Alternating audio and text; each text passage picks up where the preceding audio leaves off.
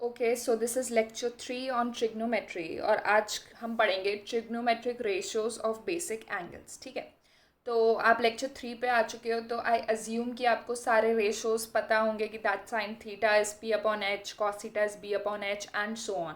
ठीक है, अगर नहीं आते हैं तो पुराने लेक्चर्स वापस से देखो। Okay okay, for those who already know, तो आगे बढ़ते हैं। Trigonometric ratios of basic angles. देखो, ट्रिग्नोमेट्रिक रेशियोज क्या होते हैं? Sine theta, cos theta, tan theta, ये सब ये होते क्या? ये फंक्शन होते हैं। इसका मतलब है, सपोज मैंने लिखा साइन थीटा, जब मैं थीटा की कोई वैल्यू पुट करूंगी तो मुझे कुछ आंसर मिलेगा।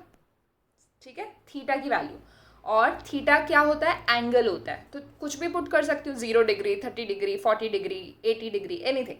ठीक है, क्लियर है ये चीज़? तो अब होता क्या है, ऐसे तो हम किसी भी एंगल के लिए निकाल सकते हैं, बट कुछ बेसिक एंगल्स होते हैं जिनकी वैल्यू हमको पता होनी चाहिए। ठीक है, और वो बेसिक एंगल्स कौन कौन से होते हैं? वो होते हैं आपके 0 degree, 30 degree, 45 degree, 60 degree and 90 degree.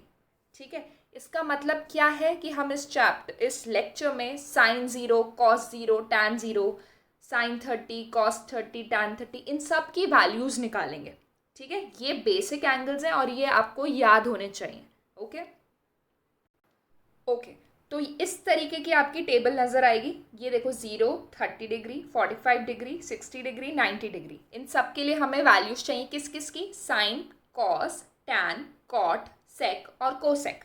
ठीक है, इसका मतलब ये वाला पार्ट क्या होगा? साइन 0 डिग्री शो कर रहा होगा, ये वाला कॉस 0 डिग्री। अगर यहाँ पर चलती हूँ तो ये कॉस 30 डिग्री बता रहा होगा। ठीक है, टेबल रीड करनी तो आती है, तो हमें ये पूरी टेबल को याद रखना है। ठीक है, बनानी आनी चाहिए। ओके, नाउ ये पूरी टेबल याद करने की ज़रूरत नहीं, हमें सिर्फ ये फर्स्ट लाइन सीखनी है कि वो कैसे आती है। अगर हमें फर्स्ट लाइन आ गई तो हमें बाकी सारी चीज़ें अपने आप आ जाएंगी। ठीक है, तो फर्स्ट लाइन याद करने का तरीका मैं सिखा रही हूँ। ठीक है, साइन की वैल्यूज़ याद करनी है हमें for every angle. Okay, so just pay attention. तो ये हमें क्या मिल गई? साइन की value, sine 0, sine 30, sine 45, sine 60, sine 90, ये वैल्यू मिल गई। अब इसको जाके टेबल में एज इट इज चिपका दो। ठीक है, तो साइन की वैल्यूज आ गई, वो हमने लिख दी। अब मैं ये सिखाऊंगी कि अगर आपको साइन की वैल्यूज मिल गई तो आप बाकी सारे ट्रिग्नोमेट्रिक रेशियो की वैल्यू कैसे लिखोगे। जो साइन में लिखा है ना, उसका जस्ट उल्टा कॉस के लिए हो जाएगा। जैसे 1 यहाँ पर है तो 1 इसकी फर्स्ट वैल्यू हो जाएगी, यानी कॉस 0 विल बी 1। ये √3/2 है तो √3/2 यहाँ पर आ जाएगा। ठीक है, फिर 1/√2 एज इट इज़, फिर ये जो हाफ है ये इधर जाएगा, और ये 0 डिग्री नहीं है, 0 है, ये 0 इधर आ गया। ठीक है, जस्ट उल्टा करना है। तो साइन की वैल्यू तो थी ही, कॉस की मिल गई। ठीक है, अब टैन, टैन के लिए आपको पता है कि जो टैन थीटा होता है it is sine upon cos. ठीक है, इसका मतलब जब आप इन दोनों क्वांटिटीज को फ्रैक्शन लोगे इनका, तो आपको क्या मिल जाएगा? टैन मिल जाएगा। ठीक है, तो देखो, 0/1 इज 0, 1/2 डिवाइडेड बाय √3/2 क्या हो जाएगा? 1/√3, 2 से 2 कैंसिल, तो 1/√3। ओके, उसके बाद 1/√2 डिवाइडेड बाय 1/√2 इज 1, तो tan 45 की वैल्यू क्या आ गई? 1 आ गई। उसके बाद 60 डिग्री के लिए √3/2 डिवाइडेड बाय 1/2, तो डिनोमिनेटर जब सेम होता है तो कैंसिल हो जाता है, तो आंसर क्या आया? √3। And next is tan 90 degree is 1/0। अब देखो, 1/0 जो क्वांटिटी होती है इट इज़ नॉट डिफाइंड। 0/समथिंग तो डिफाइंड होता है, it is 0, but something upon 0 is not defined, तो आंसर क्या आ गया? Not defined. ठीक है, तो आपके पास tan की भी वैल्यू आ गई। अब एक बार अगर आपके पास tan की वैल्यू आ गई तो cot का ऑपोजिट कर दो। यहाँ पे नॉट डिफाइंड था तो यहाँ नॉट डिफाइंड आ जाएगा। ये √3 था तो यहाँ पे √3, 1 का 1, ये 1/√3 इधर 1/√3, एंड ये 0 इधर 0। ठीक है, तो tan मिल गया, cot मिल गया, साइन कॉस मिल गया। ओके, अब बचा क्या? सेक और कोसेक।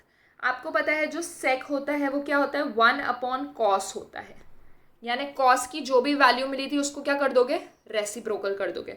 और कोसेक के लिए क्या करोगे? साइन की वैल्यू को रेसिप्रोकल कर लोगे, या फिर एक की वैल्यू निकाल दो, जैसे सपोज कोसेक की निकाल दी, और इसका जस्ट ऑपोजिट करके क्या लिख दो? सेक के लिए, जैसे हमने टैन कॉट के लिए लिखा था। ठीक है, तो कोई भी तरीका कर सकते हो, डायरेक्ट फॉर्मूला भी यूज़ कर सकते हो और ऐसे भी। तो हम पहले कोसेक के लिए लिखते हैं। तो ज़ीरो का उल्टा रेसिप्रोकल हो जाएगा 1/0 विच इज़ नॉट डिफाइंड, तो ये हो गया नॉट डिफाइंड। 1/2 का उल्टा क्या हो गया 2, 1/√2 का √2, √3/2 का रेसिप्रोकल 2/√3 एंड 1 का रेसिप्रोकल इज़ 1। ठीक है, तो कोसेक की वैल्यू आ गई। अब सेक के लिए क्या करो, ऑपोजिट कर दो, या तो कॉस से निकाल दो रेसिप्रोकल करके या फिर कोसेक का ऑपोजिट कर लो। तो ये हो गया नॉट डिफाइंड, ये हो गया 2, ये हो गया √2, 2/√3 and 1। Okay, hence your table is complete. ठीक है, हम एक बार रिवाइज करते हैं कि हमने कैसे किया। सबसे पहले सारी टेबल बनानी आ गई ये वाली। ठीक है, ये सारी वैल्यूज़ लिख दी आपको चाहिए। साइन की वैल्यू आपको आनी चाहिए। साइन के लिए मैंने क्या किया, एक पाई लिया है और उसके 4 हिस्से किए। पहले 0 पार्ट देना है, फिर 1/4 पार्ट, फिर 2/4, 3/4, 4/4 और उसका अंडर रूट कर देना है। जब आपने अंडर रूट किया तो आपको वैल्यू किसकी मिल गई, साइन की वैल्यू मिल गई।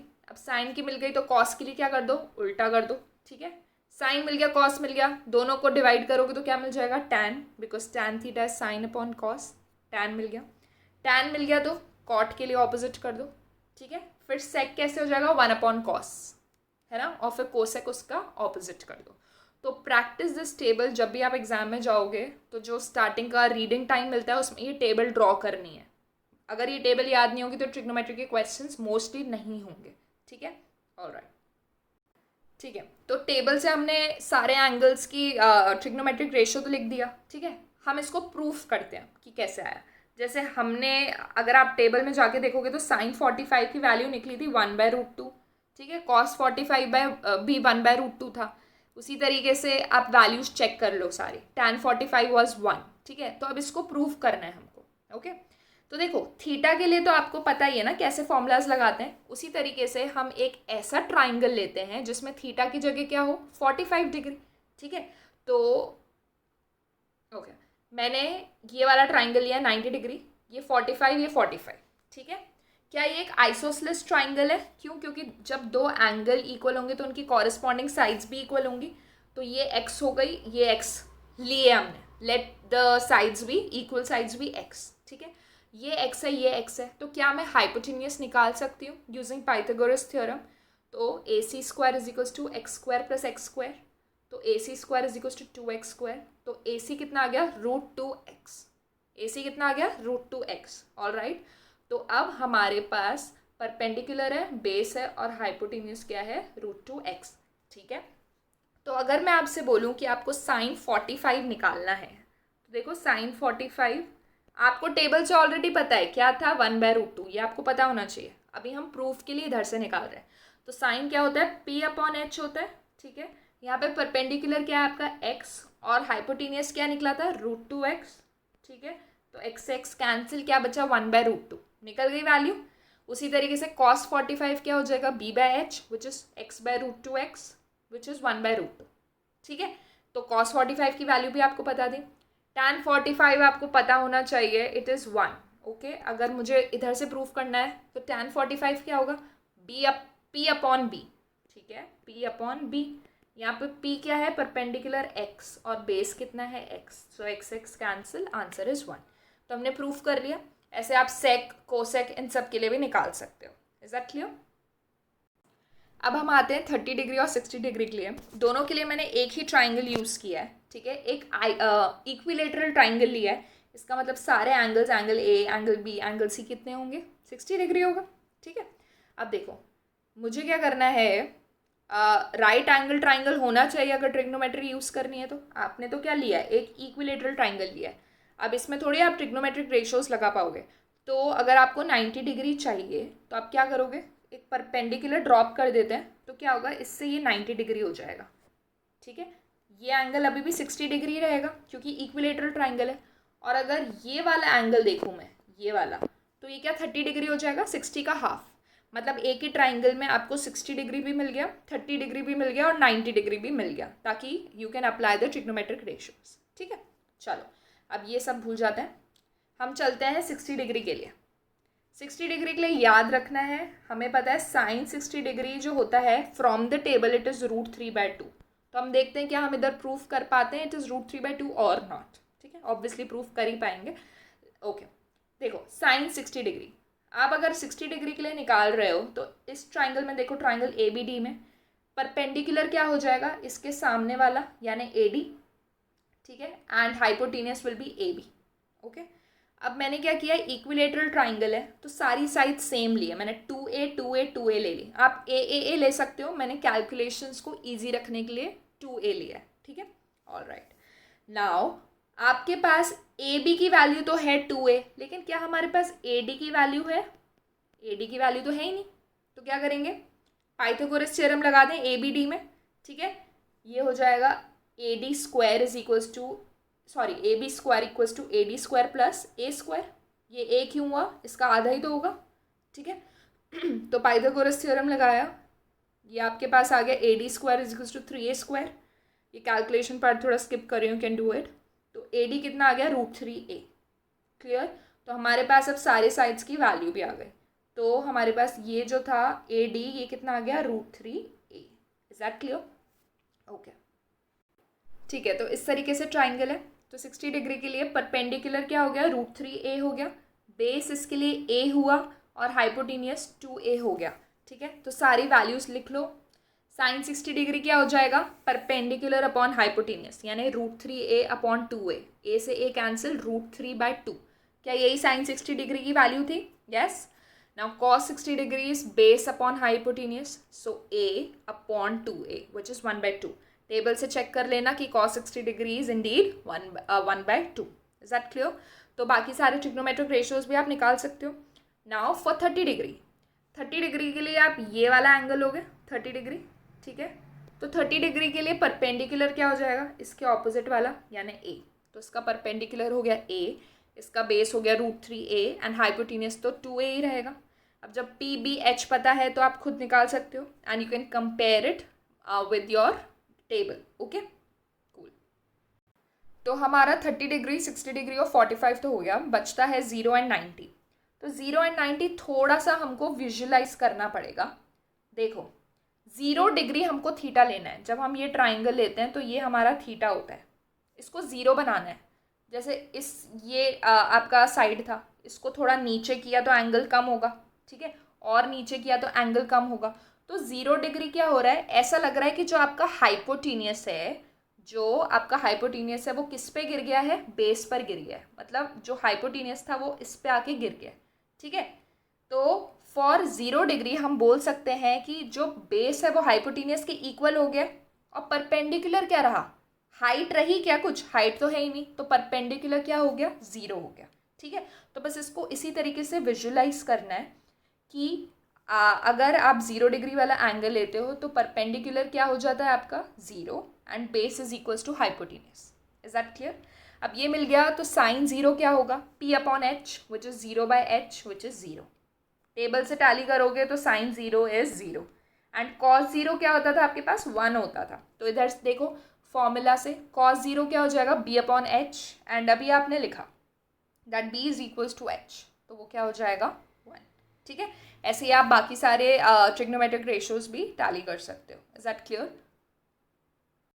Okay, now 90 degree is a tough task. देखो, ये आपका राइट एंगल ट्राइंगल होता है, इसमें एक एंगल तो ऑलरेडी 90 डिग्री होता है, तभी आप ट्रिग्नोमेट्री यूज़ कर रहे हो। ये क्या बोल रहे हैं कि जो आपका थीटा है वो 90 डिग्री हो जाए, ठीक है। मतलब ये वाला जो थीटा था ये 90 डिग्री हो जाए। तो इसको क्या कर रहे हैं, ये एंगल को हम ऐसे उठाने की कोशिश कर रहे हैं। तो अगर आप इस तरीके से ड्रॉ करोगे तो थोड़ा बड़ा हुआ एंगल, फिर इस तरीके से ड्रॉ किया तो थोड़ा और बड़ा हुआ, तो 90 डिग्री तो इसी तरीके से ड्रॉ होगा ना। जो कभी ट्राइंगल बनेगा, क्या बनेगा, जब ये इन्फिनिटी पे, मतलब इसको एक्सटेंड करते जाओगे कहीं बहुत दूर जाके, इन्फिनिटी बोलते हैं उसको, ठीक है। इन्फिनिटी पे हम अज्यूम करते हैं कि वो मिल रहा होगा, ठीक है। तो इसके लिए हम क्या बोल सकते हैं, दैट ये जो आपका हाइपोटेनियस था ये आपका थीटा हो गया, तो थीटा के सामने वाला क्या हो गया आपका परपेंडिकुलर, है ना, और थीटा के साथ वाला आपका हो गया, ये था आपका base and this is your hypotenuse. जो परपेंडिकुलर और हाइपोटेनियस है वो इनफाइनाइटली लॉन्ग जा रहे हैं, बहुत लंबे जा रहे हैं, ठीक है। और बेस उनके कंपैरिजन में क्या हो गया, बहुत छोटा हो गया। मतलब कुछ इस तरीके से आपका ट्राइंगल जा रहा है जिसमें ये दो साइड्स तो बहुत इन्फिनिटली लॉन्ग जा रही हैं, पेज नहीं है मेरे पास इतना, ठीक है। और जो बेस है वो बहुत ही नेग्लिजिबली स्मॉल हो गया, मतलब उसको निग्लेक्ट कर सकते हैं, ठीक है। तो ऐसे ट्राइंगल में हम लिख सकते हैं कि जो परपेंडिकुलर है वो ऑलमोस्ट हाइपोटेनियस के इक्वल हो गया, दोनों ही इनफाइनाइट हो गए, और जो बेस है वो इनके कंपैरिजन में ज़ीरो हो गया, ठीक है। It's not exactly zero, but वो इतना छोटा है कि उसको निग्लेक्ट करना पड़ेगा। ऑल राइट, तो this is for 90 degree. Okay, तो साइन 90 डिग्री क्या होता है? Perpendicular upon hypotenuse. तो इधर देखो, पी हमने एच के इक्वल लिया तो क्या हो गया? 1। and you guys know that cos 90 degree is what? It's 0 from the table, है ना, from the table। और इधर से क्या आया? cos 90 क्या हो जाएगा? b अपॉन एच, और b तो हमने 0 लिया है, तो ये क्या हो गया? 0, ठीक है। तो ऐसे आप बाकी सारे रेशियोज भी निकाल सकते हो। तो फॉर द नेक्स्ट लेक्चर ये टेबल बहुत अच्छे से प्रैक्टिस होनी चाहिए आपको। अभी के लिए हम सिर्फ एक क्वेश्चन कर रहे हैं टू गिव द आइडिया कि नेक्स्ट लेक्चर में हम कैसे क्वेश्चंस करने वाले हैं। Okay okay, so question is find the value of sin 30 degree into cos 30 degree plus tan 45 degree। अब ये क्वेश्चंस तो तभी होंगे जब आपको वैल्यूज़ याद होंगी, ठीक है। नेक्स्ट लेक्चर के लिए याद रखना, अभी के लिए मैं बता रही हूँ। sin 30 की वैल्यू हाफ होती है, cos 30 की वैल्यू √3/2 होती है, एंड tan 45 की वैल्यू 1 होती है। तो जब आप वैल्यू सब्सटीट्यूट कर दोगे यहाँ पे तो आपको क्या मिल जाएगा? √3/4 + 1। दिस इज सिंपल कैलकुलेशंस, आपको सिर्फ वैल्यूज़ याद करनी है। तो practice making that table at least 5 times, okay?